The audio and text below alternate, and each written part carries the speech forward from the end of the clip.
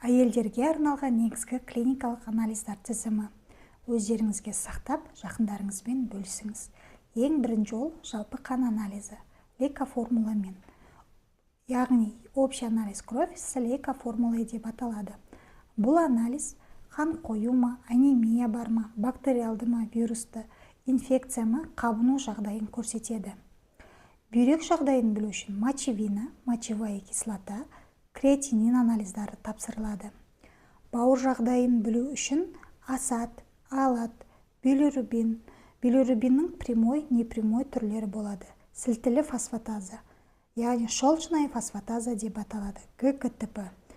Белок май көрсеткішін анықтау үшін жалпы белок, альбумин, триглицеридтер және холестерин анализі тапсырылады.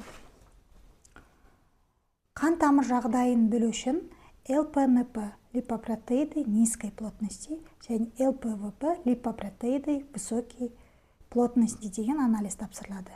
Және гомоцистеин.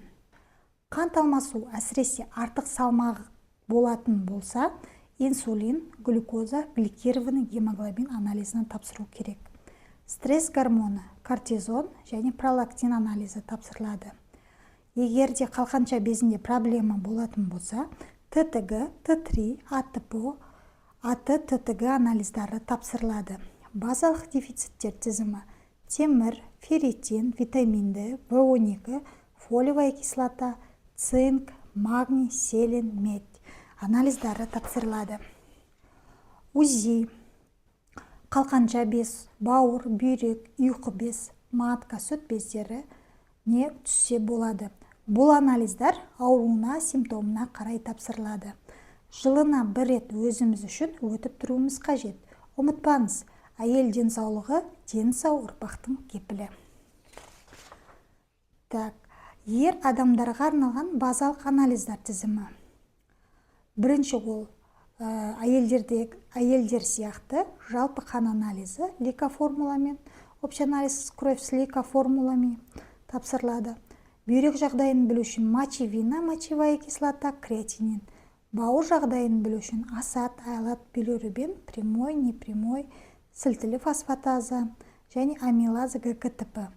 Белок май көрсеткішін білу үшін жалпы белок, альбумин, триглицерид, холестерин.